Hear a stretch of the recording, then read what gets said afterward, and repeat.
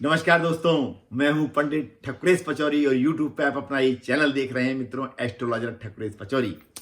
मित्रों, आज हम बात करने वाले हैं पितृपक्ष के बारे में कि जो पितृपक्ष है वो कब से प्रारंभ हो रहा है और कब समाप्त होगा, और इस पितृपक्ष का इतना ज़्यादा महत्व क्यों है, और यदि पितृपक्ष में किस तरीके से हम अपने पितरों को खुश करें ताकि उनका आशीर्वाद हमको प्राप्त हो सके और हमारी जो समस्याएं यदि पितरों की वजह से चल रही हैं तो उनका अंत हो सके।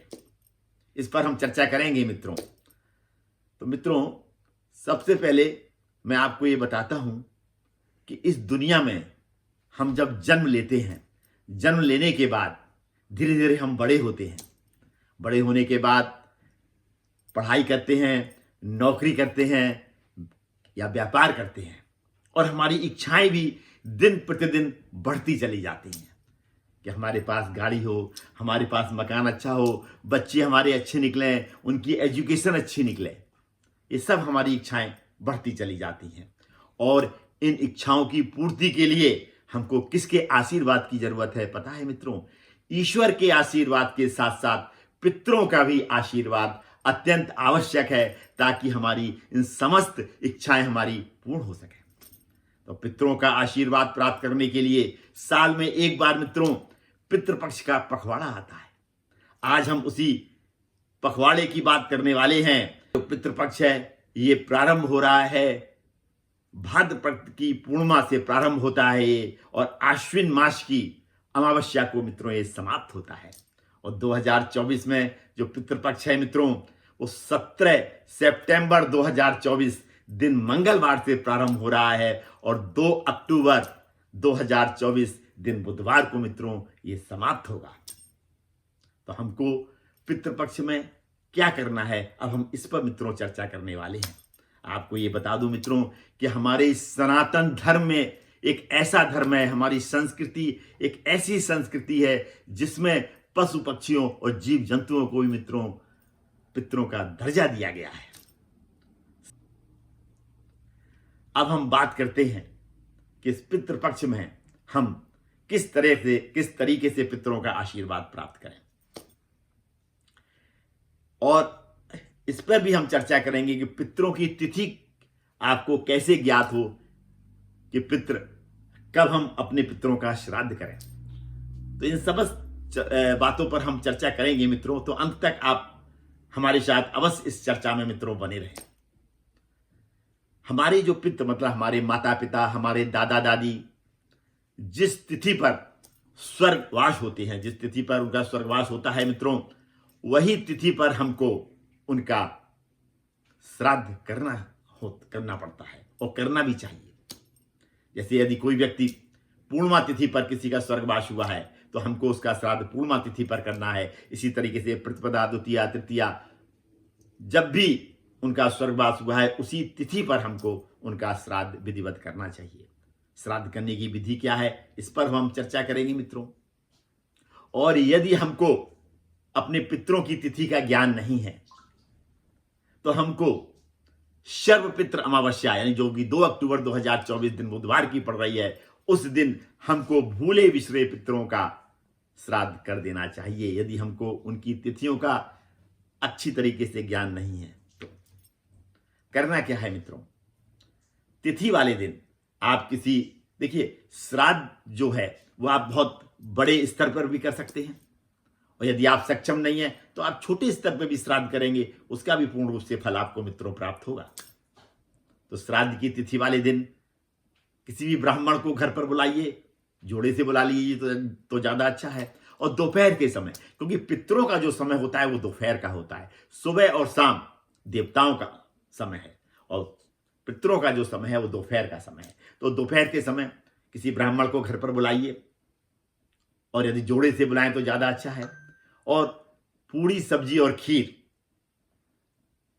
भोजन बनाइए, और ऐसा भोजन अवश्य बनाइए जो कि आपके पितरों को अच्छा लगता हो। इसके साथ साथ और उनको भरपूर यानी भरपेट श्रद्धा और भाव के साथ में भोजन कराइए, और मन में भाव ये हो कि हम अपने पितरों को भोजन करा रहे हैं। भोजन समाप्त करने के पश्चात उनके चरण स्पर्श करके उनका आशीर्वाद लीजिए, और उनको दक्षिणा और वस्त्रों का दान दीजिए और विधिवत घर से बाहर उनको आदर के साथ छोड़कर आइए।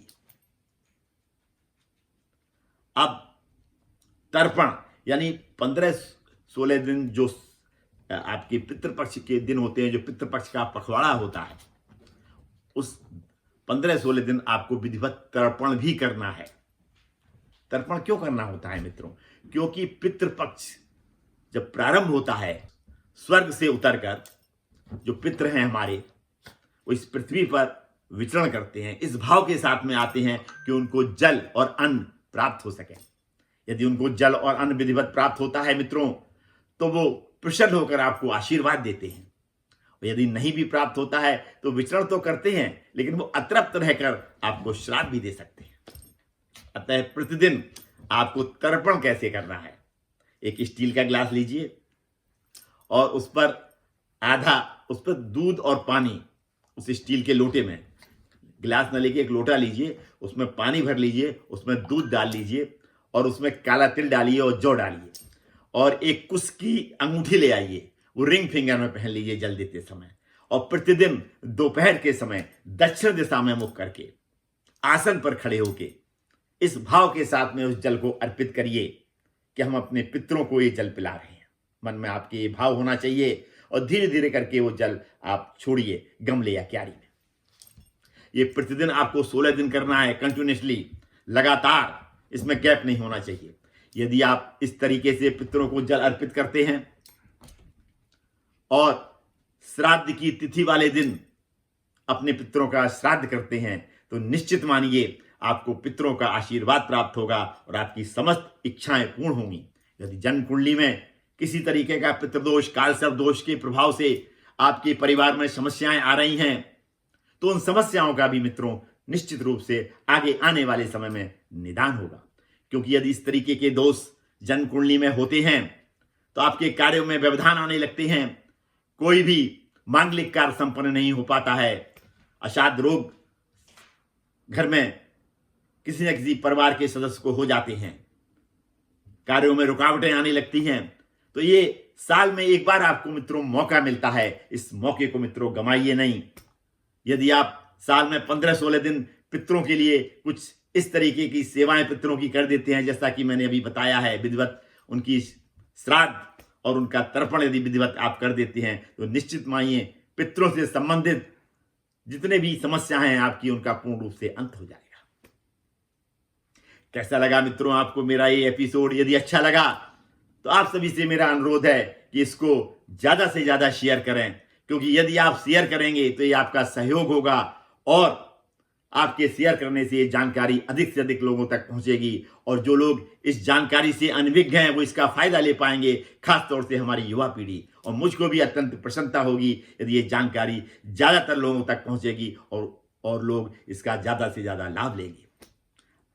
यदि आपने मित्रों अभी तक अपने इस चैनल को सब्सक्राइब नहीं किया है तो मैं आपसे अनुरोध करूंगा कि इसको तुरंत सब्सक्राइब करके बेल आइकॉन अवश्य प्रेस करें, ताकि इस तरीके की महत्वपूर्ण जानकारियां आपको घर बैठे प्राप्त हो सकें और आप उनका लाभ ले सकें।